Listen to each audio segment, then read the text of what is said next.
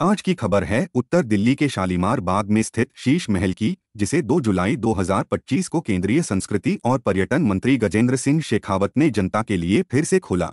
यह खूबसूरत महल 1653 में मुगल सम्राट शाहजहां की पत्नी इज़्ज़ुन्निसा बेगम ने बनवाया था।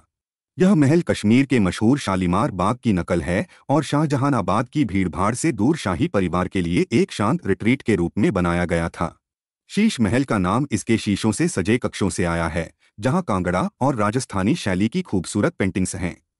ये चित्र कवियों केशव, सूरदास और बिहारी की काव्यात्मक रचनाओं को दर्शाते हैं।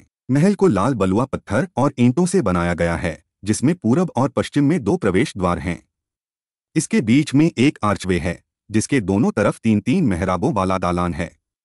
मुख्य इमारत में एक बारादरी है, जिसमें से पानी की एक नहर बहती थी, जो मुगल बागों की खासियत थी। पास में एक लाल बलुआ पत्थर की इमारत है, जिसे हमाम यानी सार्वजनिक स्नानघर के रूप में इस्तेमाल किया जाता था। शीश महल सिर्फ एक महल नहीं, बल्कि इतिहास का एक जीवंत पन्ना है। 1658 में औरंगजेब ने यहीं अपनी पहली शाही ताजपोशी की थी। उस समय इसे ऐजाबाद बाग भी कहा जाता था, जो इज़्ज़ुन्निसा बेगम की याद में बनाया गया था। इसका नाम शालीमार यानी आनंद का निवास भी इसे एक खास पहचान देता है।